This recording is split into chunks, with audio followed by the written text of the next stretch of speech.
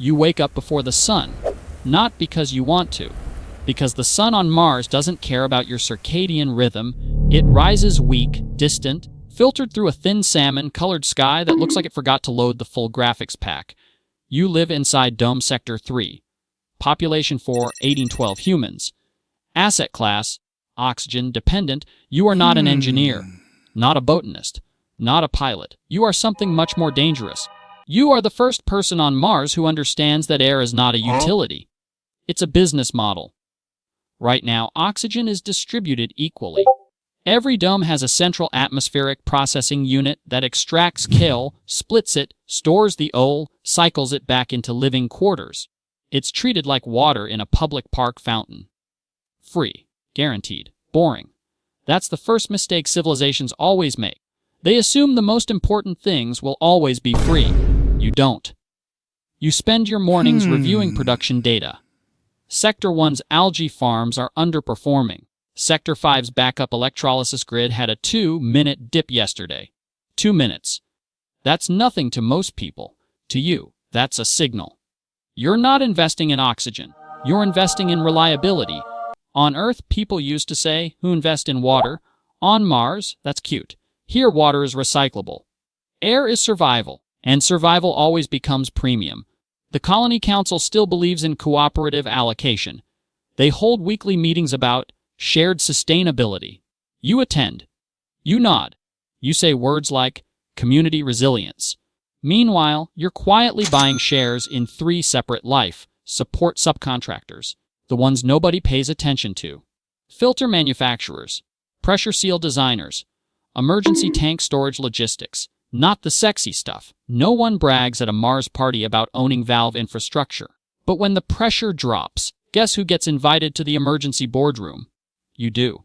The first panic event happens on Sol 219, and incoming dust storm blankets the solar fields. Power generation dips 14%. That means oxygen output throttles down to conserve energy. The announcement is calm. Temporary atmospheric optimization. Which is corporate for breathe slightly less, bestie. You watch the oxygen futures board spike 6% in 4 hours. Yes, there's already an oxygen futures board. You built it. Technically, it's framed as resource allocation credits. But let's not pretend it's air. With a ticker symbol, the colony laughs at first. You can't charge for breathing. That's what they say. You smile. You don't charge for breathing. You charge for guaranteed breathing. Big difference. Sector 7 signs the first private reliability contract. For a fixed monthly fee, they receive priority distribution during supply shocks. They call it enhanced continuity. Twitter on Mars calls it air privilege. Memes start. You're depicted as a cartoon villain with a top hat siphoning oxygen from babies. Your DMs are wild, but your contracts keep expanding. Because when the next storm hits, Sector 7 never drops below optimal levels. Everyone else feels that subtle thinness in their lungs. Not enough to pass out. Just enough to feel mortal. That's the moment the psychology shifts. Scarcity doesn't need to kill you. It just needs to scare you. You start modeling long-term risk. Population growth is accelerating. Every new dome means more demand. But solar infrastructure scales slower than housing permits. Classic supply lag. On Earth, that used to happen with housing markets. Here, it happens with literal air. You begin acquiring land rights outside the main dome clusters, specifically areas optimal for independent micro-reactors. Nuclear, small, modular. The Council says centralized power is more equitable. You say decentralized redundancy is more resilient. Translation: you don't want a single point of failure messing with your margins. A private aerospace contractor approaches you. They're planning a luxury dome. Bigger windows. Higher ceilings. Imported wood textures so people can cosplay Earth cabins. They want guaranteed 110% oxygen saturation. Slightly richer air. Premium atmosphere. They call it. You try not to laugh. But then you run the numbers. If humans pay extra for oat milk on Earth, they will absolutely pay for designer oxygen on Mars. You structure the deal. Standard, priority, luxury. The memes get worse. You lean into it. You launch a campaign. Breathe better. Minimalist logo. Soft blue gradient. People mock it. and then they subscribe. Because deep down, everyone knows something the Council refuses to admit. Mars is not Earth. There is no natural baseline. Everything here is manufactured, and anything manufactured can be owned. You attend a closed-door strategy session with agricultural heads. They're worried about algae yield volatility. You're thrilled. Volatility is opportunity. You propose vertical integration. You finance expanded bioreactors in exchange for long-term oxygen rights. They get capital. You get control. It's basically Shark Tank, but the sharks are suffocating slightly. Over time, your balance sheet stops looking like an investment portfolio.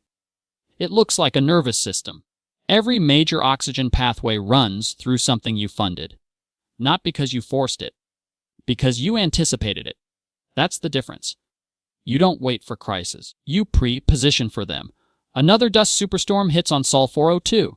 This one is bigger, longer. Energy drops 27%. Emergency protocols trigger rationing, except in your contracted sectors. Your private reserves activate automatically. Flow stabilizes. The Colony Council finally calls you in without sarcasm. They want a partnership, not to stop you. To replicate you, you agree. Carefully. You license your atmospheric optimization algorithms. You retain control of storage and distribution layers. They get political credit. You keep economic leverage. Outside, the sky turns darker red. Inside, oxygen levels remain stable. Children run through corridors, unaware that their breathing is part of a pricing structure. You stand by a reinforced dome window. You look at the Martian horizon.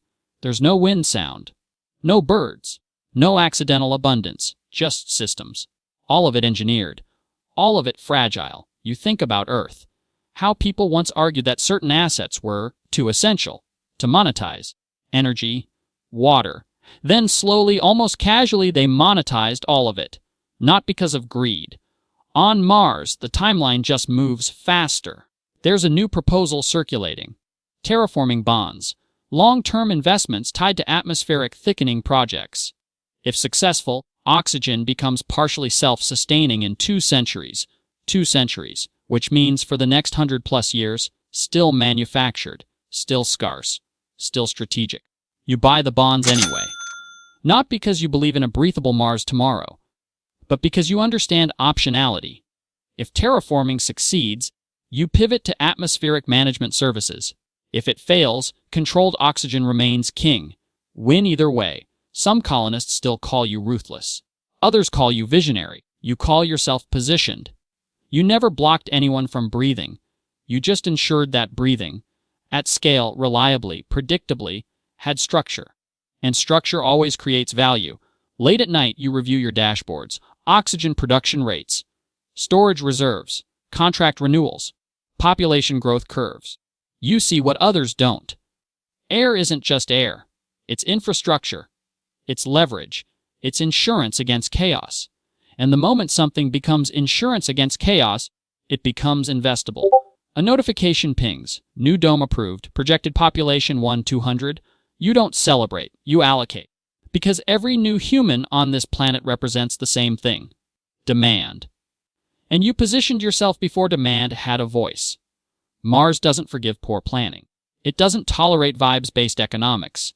It rewards whoever understands dependency first. And you did. You didn't invent oxygen. You didn't discover Mars. You simply asked the quiet question no one else asked. What happens when breathing scales? Now the answer surrounds you. Filtered, pressurized, metered, profitable. And somewhere back on Earth, investors argue about tech stocks and housing cycles. Up here, you own the only thing that matters. You own the air. This is basically modern investing.